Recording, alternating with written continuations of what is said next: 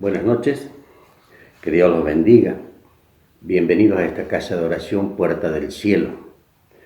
Y bueno, seguimos predicando la palabra a través de este medio. El mensaje de hoy, el título es La fe. Hoy vamos a hablar de lo que es la fe. Lo que es la fe de un punto de vista bíblico, no de un punto de vista científico y menos de un punto de vista mundano, ¿no? Desde un punto de vista bíblico. Vamos al libro de Hebreos, capítulo 11, versículo 1. Es pues la fe, la certeza de lo que se espera, la convicción de lo que no se ve. Eso significa dar por cierto, certeza de lo que se espera, aquello que espero, y estar convencido que va a ser así, aunque aún no lo vea. En forma general, esa sería la explicación. Pero vamos a meternos un poco más adentro de la Biblia. Dice, la certeza de lo que se espera. Yo doy por cierto que en algún momento Cristo va a venir a arrebatar a su pueblo. Yo doy por cierto que en algún momento vamos a pasar al milenio. Yo doy por cierto que alguna vez, en algún momento, vamos a ir a la eternidad. Certeza de lo que espero. Y de la misma manera, puedo dar por cierto, cuando alguien se enferma, oro, dar por cierto que se va a sanar si está dentro de la voluntad de Dios. Y la otra parte del versículo es la convicción de lo que no se ve. La convicción, estar convencido. Yo estoy convencido que Cristo vendrá. Yo estoy convencido que Cristo ha muerto en la cruz para el perdón de mis pecados y ha resucitado al tercer día. No lo he visto, pero estoy convencido, la convicción de lo que no se ve. Aunque no lo vea, Cristo vendrá algún día y nos llevará a su iglesia. Estoy convencido de eso. Entonces, doy por cierto y estoy convencido. Esa es la fe, conforme a lo que dice la palabra. Esa es la fe. Cuando hablamos de fe, la fe siempre gira alrededor de Cristo y de su palabra. La fe es creer en Dios y creerle a Dios. Y si le creemos a Dios, quiere decir que creemos en su palabra. Y si la creemos, creemos que eso siempre se va a cumplir. Creemos en su palabra y la obedecemos. Entonces, la fe es un acto de obediencia. Es vivir en obediencia a Dios. La vez pasada, Dani predicaba y decía la fe obediente. Se refería a eso. Tenemos que obedecer lo que dice la palabra. Entonces, ahí estamos mostrando que tenemos fe. Tener la seguridad que todo lo que está escrito en la Biblia se va a cumplir. Todo. Muchas cosas se han cumplido y algunas cosas se están cumpliendo y otras se cumplirán. Vamos a tratar de ubicar la fe en el hombre. Es importante porque se habla mucho de la fe y se dicen cosas que no, al menos no son bíblicas. El hombre es un ser tripartito. Tiene cuerpo, alma y espíritu. Cuerpo, alma y espíritu. El cuerpo es esto que podemos tocar, de carne y hueso, y un montón de organismos, y que tiene un funcionamiento donde todo está equilibrado. Cuando se rompe ese equilibrio, decimos que eso es una enfermedad. Entonces, cuando esto se desequilibra, empieza a funcionar mal, llamamos un técnico. A ese técnico le decimos médico o doctor. Entonces, él viene y nos soluciona el problema. Dentro del cuerpo, ahora el alma. En nuestro interior, en una parte muy íntima, está el alma. Alma es sinónimo de psiquis. Cuando nace la psicología viene de dos vocablos, psiche y logía. Psiche quiere decir alma y logía es logo, es tratado o es estudio. Entonces la primera definición de psicología es el estudio del alma. o el estudio de la psique, de la psiche o de la psiquis. Entonces, alma y psiquis son sinónimos, quieren decir lo mismo y pertenece al fuero interno de las personas. Ahí está la inteligencia, están los sentimientos, están las sensaciones, está la razón, está la memoria, están todos nuestros traumas, nuestras alegrías, nuestras tristezas. Todo eso pertenece al alma, especialmente la razón, o sea, el intelecto. Ten en cuenta eso, el intelecto pertenece al alma. Y después, en una parte mucho más profunda, mucho más íntima, está el espíritu humano. Entonces, ese espíritu es lo que nos relaciona con Dios. Más precisamente, mi espíritu se relaciona con el Espíritu Santo. Entonces, por eso, la relación con Dios es espiritual, no es carnal, no es emocional, no es física, no es intelectual, es puramente espiritual. Y esa relación se debería dar de esta manera, que es como se daba con Adán y Eva.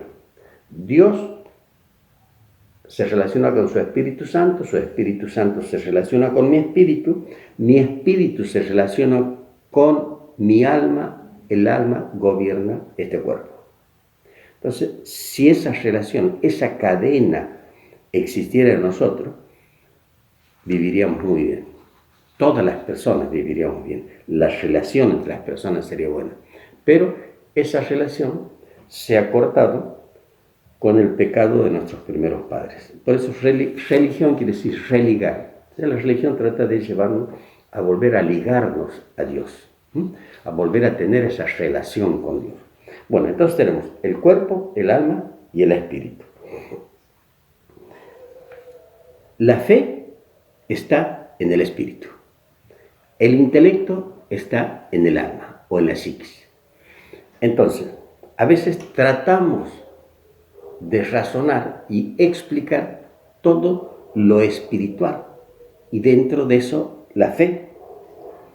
Ahora, tratar de explicar o tratar de razonar la fe es como tratar de medir 1 litro de agua con una cinta métrica. Es imposible porque pertenecen a dimensiones distintas. Bueno, la fe y la razón pertenecen a dimensiones distintas. La fe está en el espíritu y la razón está en el alma. Por eso es imposible razonarla a la fe. Dicho de otra manera, la fe es un elemento que tenemos depositado por Dios y es irracional. Ten en cuenta eso, es irracional. Los grandes pensadores, los grandes científicos, los grandes filósofos han tratado siempre de razonar la fe. Y he escuchado cosas como esta.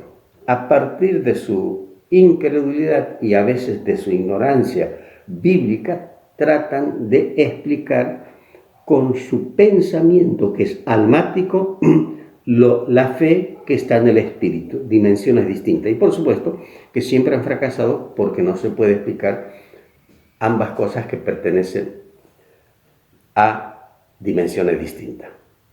He escuchado cosas como esta. La fe es un complemento de la ciencia, dice. Es un complemento. ¿Qué es un complemento? Si yo tengo algo y le quiero incorporar otra cosa, el forro, al celular, entonces el forro es un complemento. Lo principal es el teléfono. Entonces, tenemos algo que es principal y lo que le incorporamos es el complemento. Ese algo puede ser un objeto, como esto, o puede ser un pensamiento, puede ser un concepto. Entonces, puede ser que sea para darle mayor seguridad cuando se caiga, puede ser para embellecerlo, puede ser que a un concepto le agregue algo para darle más claridad, pero siempre el elemento principal, el elemento central es mucho más importante que el complemento, que es lo que se le incorpora. Y cuando se dice que la fe es un complemento de la ciencia, estamos poniendo la fe como algo totalmente secundario y a la fe como el elemento principal. También he escuchado cosas como esta. Cuando una persona está enferma y si tiene fe, tiene un remedio más. Es muy común en los médicos. Entonces, cuando uno está enfermo y te vas al médico, te da este remedio, te da este otro remedio, te da una dieta, te dice que hagas reposo, entonces te da una serie de indicaciones que uno tiene que cumplir. Una serie de cosas.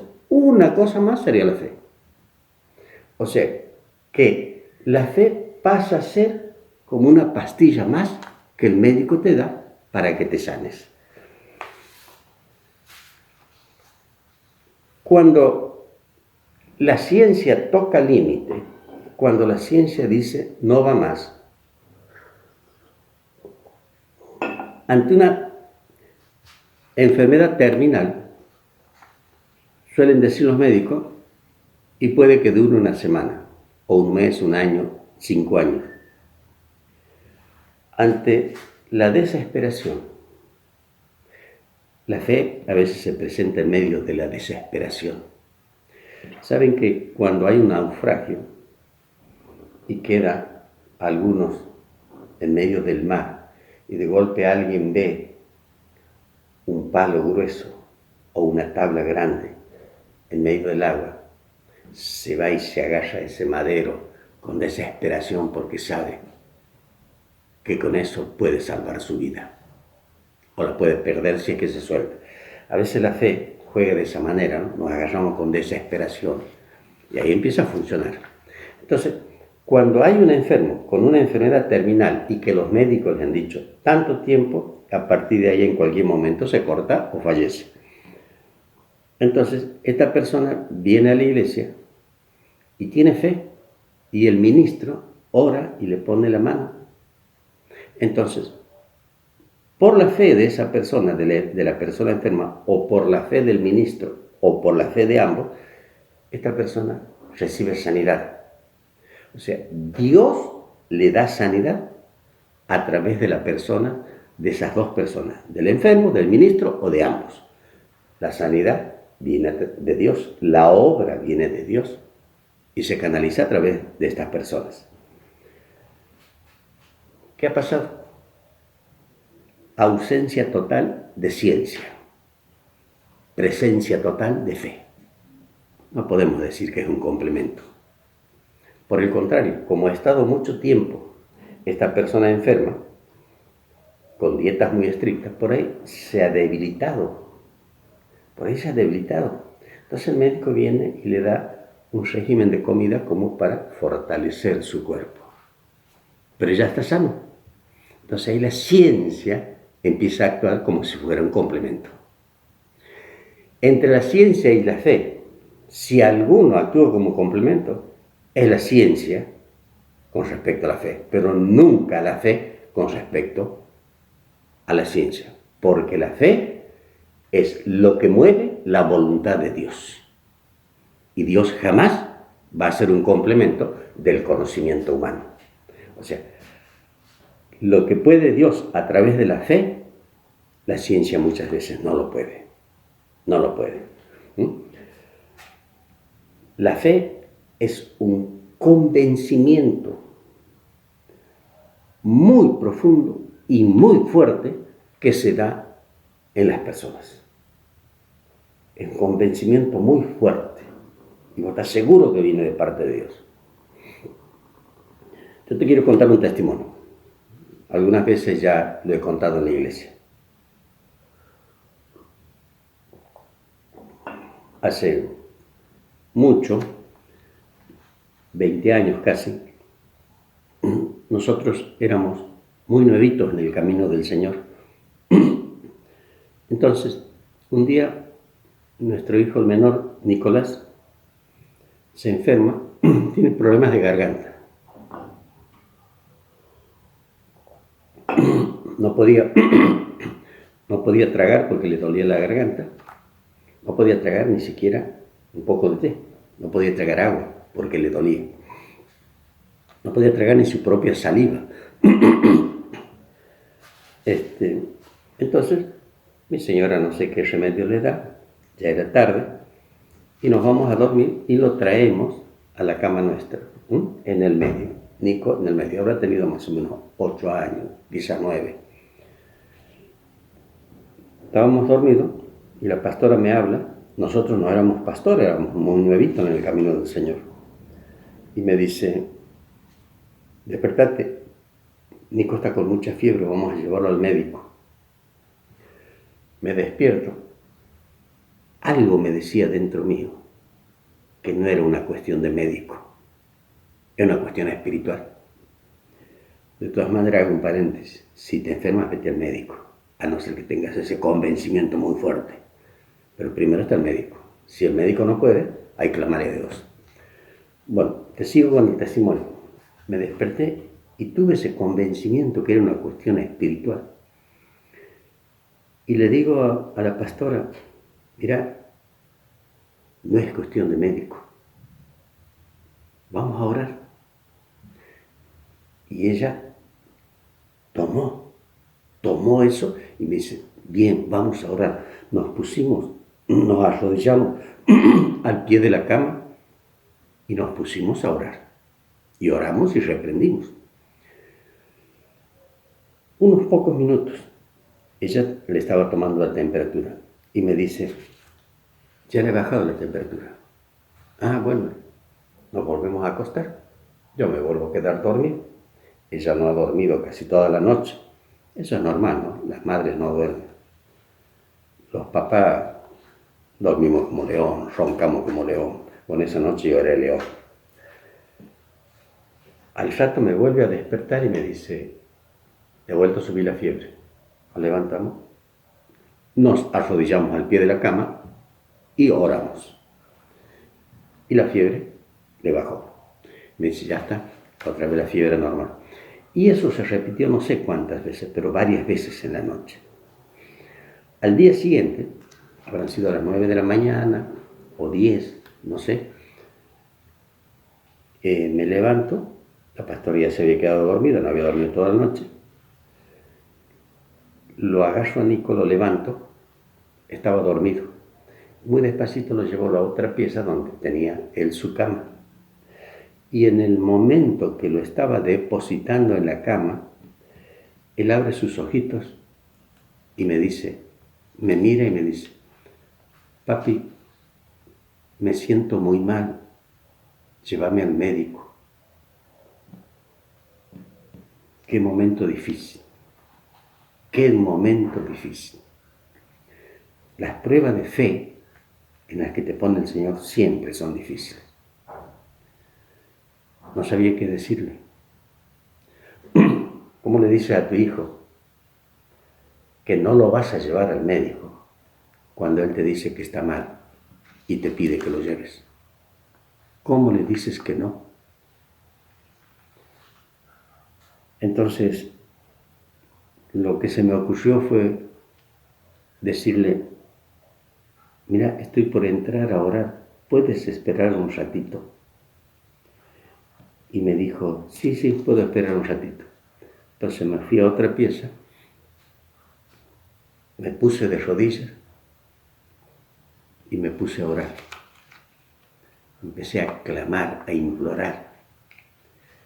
Lloraba, me tiré al piso, en medio del llanto. No sé cuánto tiempo pasó. 5 minutos, 1 hora, 4 horas, no tengo idea. No tengo idea de tiempo. Lo que sí sé que hubo un momento en que me levanté, estaba tirado en el piso, me puse de rodillas y tuve una visión, vi en el aire una taza de té blanca. Tenía el hilito con el cartoncito, el saquito de té, salía humito. Estaba la taza en un plato y alrededor de la taza, en el plato, había varias tostadas. Rebanadas de pan tostadas.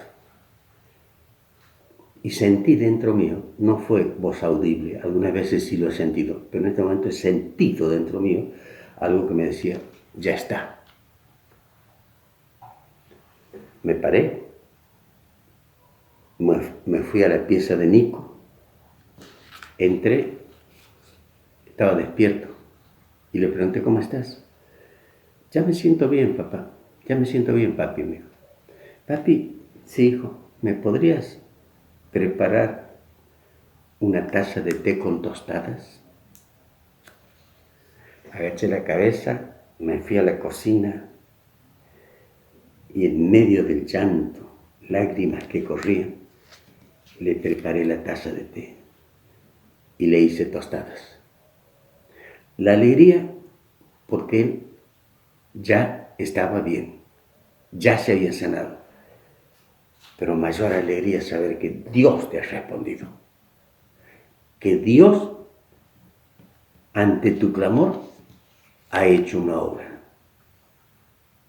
Qué hermosura que es eso, qué hermosura.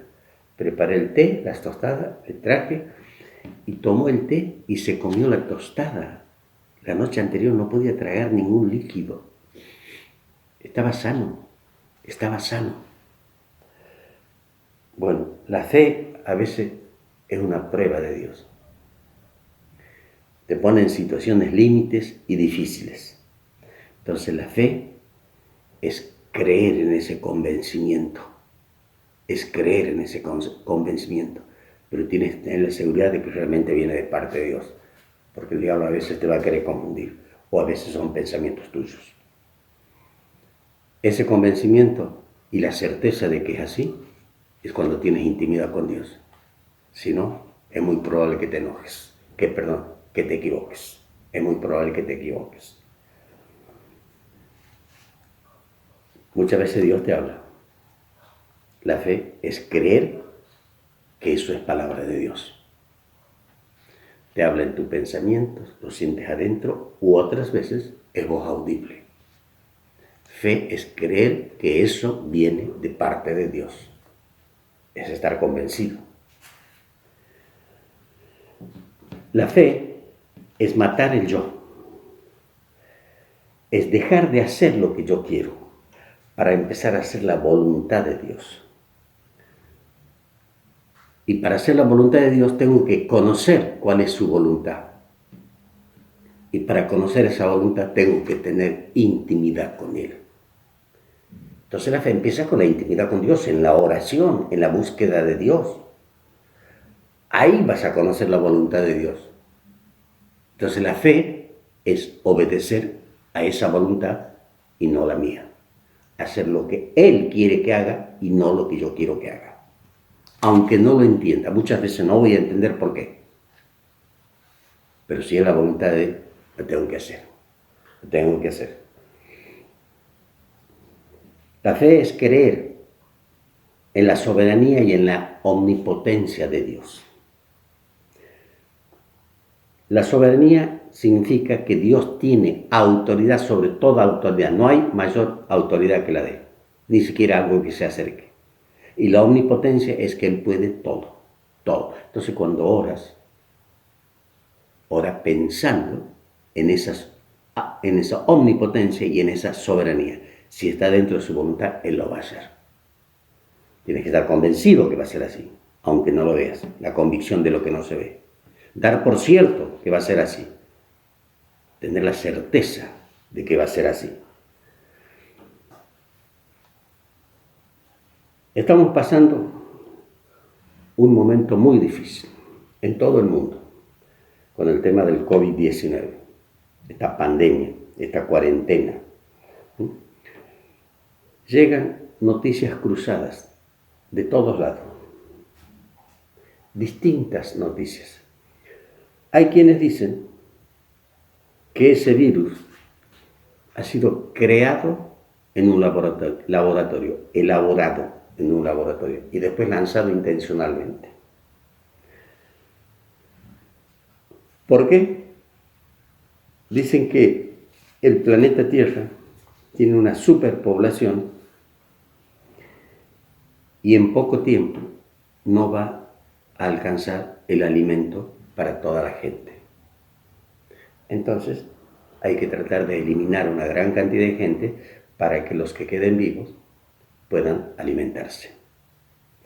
Y dicen que también por detrás hay todo un plan para adueñarse de toda la riqueza y organizar un nuevo orden mundial. No quiero entrar mucho en eso porque no es el tema de hoy. Pero querer matar gente porque no alcanza la comida es más o menos, imaginen un matrimonio que tiene varios hijos, tiene 6 hijos. El hombre trabaja y tiene un sueldo que no es muy bueno. Y con lo que él gana, no alcanza para darle de comer a todos y mandarlos a la escuela. Entonces, comen mal. Y por ahí hay días que quizás no coman. Entonces, a este hombre o a este matrimonio le quedan 2 alternativas. Una es salir a buscar otro trabajo para aumentar los ingresos. O salir a vender cualquier cosa de manera tal de que sus ingresos crezcan. Y la señora probablemente también salga a trabajar para traer más dinero a la casa. O sea, la primera alternativa es buscar una manera de incrementar los ingresos para la casa para que todos puedan vivir bien y comer bien y todos los días. Y la otra alternativa es que se pongan de acuerdo y digan, tenemos 6 hijos. ¿Qué te parece si matamos a 4 para que quede nada más que 2? ¿Quién puede hacer eso? Querer matar a sus propios hijos porque no alcanza la comida. Solamente alguien que esté loco o que tenga una mente endemoniada. Hay padres que han hecho eso, porque ahí aparecen en las noticias. Padres que por alguna razón han matado a sus propios hijos, a sus bebés, a sus chiquitos. Entonces, es gente cuya mente ha sido tomado por Satanás, satanizados. Entonces, si a nivel mundial hay grandes poderes que quieren matar gente porque la comida no va a alcanzar, realmente son mentes diabólicas. Mentes diabólicas. Entonces la iglesia se tiene que poner en pie y orar. ¿Qué es lo que está haciendo? ¿Qué es lo que está haciendo? Orar en este sentido. Orar que si es verdad de que este virus ha sido fabricado y lanzado para matar gente, pedirle a Dios que Él se haga cargo de estos hombres malos, de estos hombres malvados, y que proteja a su iglesia. Y todo cristiano que no tiene su vida en orden tiene que empezar a pedirle perdón a Dios y empezar a ordenar su vida. Entonces, direccionar la oración. Direccionar. Si no direccionamos la oración es como agarrar una escopeta y empezar a disparar al aire sin ningún punto fijo, sin ningún blanco. No podemos orar de cualquier manera. Entonces, si es verdad, Señor, que estos hombres han hecho eso, hacete cargo de estos hombres malvados. Protege a tu iglesia y te pido perdón por mis pecados y ayúdame a santificar mi vida. Orar teniendo la seguridad que el que está con nosotros es mucho más fuerte y poderoso que el que está con ellos. Entonces, si oras con esa seguridad de que el Señor es más poderoso que todo, ahí estás actuando con fe. Ahí estás actuando con fe. Cuando al Señor, a Jesús, lo lleva en el desierto y tiene las tentaciones ante Satanás, pasa lo siguiente. Abrir tu Biblia en el libro de Marcos, capítulo 4, versículo 8. Marcos, capítulo 4, versículo 8. Otra vez le llevó el diablo a un monte muy alto y le mostró todos los reinos del mundo y la gloria de ellos. Y le dijo, todo esto te daré si postrado me adorares. Entonces Jesús le dijo, vete, Satanás, porque escrito está, al Señor tu Dios adorarás y a Él solo servirás. Entonces, el diablo quiso tentarlo a Jesús. Jesús no solamente no acepta esa invitación o esa tentación del diablo, sino que encima lo corre. Bueno, si es que existen hombres malvados o organizaciones malvadas, es porque en algún momento Satanás les ha ofrecido reinos de empresas, de riquezas, de mucho dinero. Porque si esto es cierto, quienes están al frente de esto, no es el almacenero de la esquina o mi vecino del otro lado o mi jefe en mi trabajo. Son hombres excesivamente poderosos, económicamente poderosos que nosotros no podemos imaginarnos la cantidad de riquezas que tienen. Esos son los reinos que Satanás les ha ofrecido y ellos han tomado. Ahora, la fe, en este caso, es creer eso, creer que existe un mundo natural y que está manejado desde los niveles espirituales. Y a ese mundo natural lo maneja Dios o lo maneja el diablo. Dios actúa en la tierra a través de los cristianos, a través de sus ministros, a través de su organización que es la iglesia. El diablo también actúa a través de hombres y a través de esas organizaciones. Necesitan de los hombres, así como Dios hace grandes cosas, maravillas y milagros a través de los hombres de fe, el diablo también hace sus maldades a través de sus servidores, Ahora, cada persona, cada ser humano, elige quién va a ser su gobernante o quién va a reinar su vida. Los cristianos elegimos a Jesús. Los otros eligieron a Satanás. Después están en el medio aquellos indiferentes, aquellos incrédulos, pero la indiferencia, la incredulidad, significa ignorancia respecto a lo que dice la palabra. Y el primer pecado es no creer en Jesucristo. Es estar bajo la cobertura de Satanás, que es el hacedor del pecado.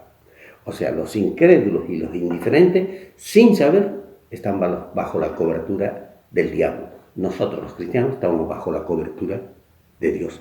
Entonces, saber que existe un mundo espiritual, saber que existe el Señor, saber que existe el Satanás, y saber que son dos seres espirituales que gobiernan y que tengo que elegir quién va a ser mi rey o mi gobernante, es una cuestión de fe.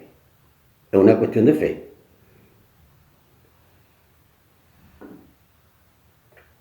En Job 28 dice la palabra. Y dijo al hombre, he aquí que el temor del Señor es la sabiduría y el apartarse del mal, la inteligencia. O sea, la sabiduría es el temor al Señor, es el temor a Dios. Y apartarse del mal, eso es inteligencia. Si te vas a un diccionario vas a encontrar la definición de sabiduría e inteligencia de otra manera, pero nosotros estamos hablando de la Biblia, no de la Real Academia Española. Aquí dice, temor al Señor es la sabiduría. Aquí temor no es sinónimo de miedo, es otra cosa. Imaginemos un niño que ha sido muy bien educado por sus padres y con sus amiguitos viene y lo invitan a hacer alguna travesura. Vamos a escaparnos de la escuela, vamos a romper aquel foco, vamos a hacer tal o cual cosa, que es malo. Entonces el niño dice, no, si hago eso, el papá se va a enojar, no va a querer, no le va a gustar. Entonces, no le tiene miedo al papá, pero sí tiene un excesivo respeto por lo que el padre le dice, le enseña o la aconseja. Después viene a la casa y a lo mejor le cuenta, no, pero lo abraza y le da un beso. Si le tuviera miedo, nunca le contaría, nunca le podría dar un beso.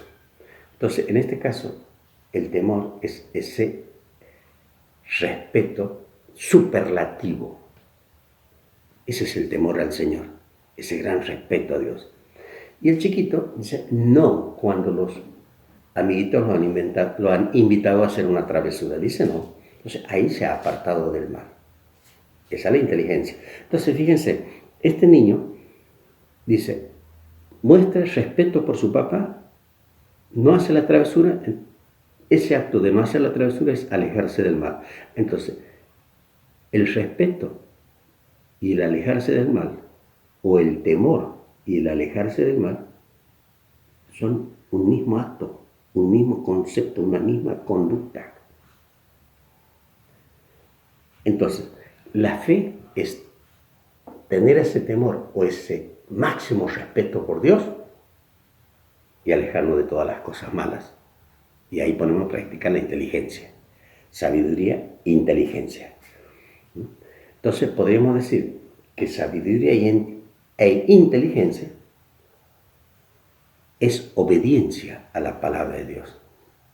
No hacemos lo que Dios nos dice que no tengamos que hacer y nos alejamos del mal. Entonces estamos como al principio. La fe es obediencia a Dios. Entonces la sabiduría y la inteligencia es fe, pero sabiduría e inteligencia bíblica. Ahora, la fe es algo que tenemos que tener todos los días y es una lucha constante. El enemigo, Satanás, el diablo, va a tratar de tentarnos para hacernos caer. Va a tratar de robarnos la fe que Dios ha depositado en nosotros, para que nos alejemos de Dios, nos acerquemos a las cosas malas y dejemos de tener temor a Dios. Ahí va a querer destruir nuestra fe. Entonces es una lucha de todos los días, de todos los días. Les sintetizo en unas cuantas frases que he escrito. Todos tenemos que aprender a vivir por fe. Mas el justo por la fe vivirá, así dice la palabra.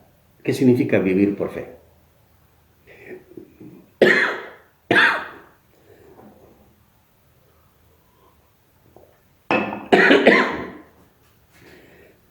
Vivir por fe es vivir en obediencia a la palabra de Dios. Vivir por fe es vivir bajo la voluntad de Dios. Vivir por fe es un estilo de vida que nos relaciona con Dios. Vivir por fe es una manera de vivir y que Dios nos enseña en su palabra. Cierra tus ojos. Vamos a orar.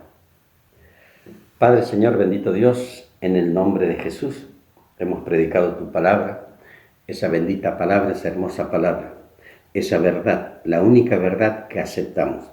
Gracias, Señor, porque a través del mensaje que nos has dejado escrito en la Santa Biblia, día a día aprendemos cada vez más a vivir conforme a tu voluntad, a vivir por fe.